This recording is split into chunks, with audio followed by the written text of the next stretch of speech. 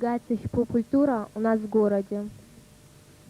Ну, у нас хип-хоп культуры как таковой здесь вообще нету. Если что-то тут и есть, вот, например, мы еще 2-3 группы, то это все мы где-то видели, что-то откуда-то привезли, а так как таковой тут хип-хоп культуры совершенно нету. А что нужно делать для того, чтобы было побольше таких групп, как вы? Ну, во-первых, нужен первый толчок. Это надо устроить, во-первых, какую-нибудь хип-хоп вечеринку тут. Тут в городе совершенно невозможно ничего подобного устроить, потому что люди вообще не понимают, что это, для чего нужно. Они думают, это вот так, просто вот минутная забава и все.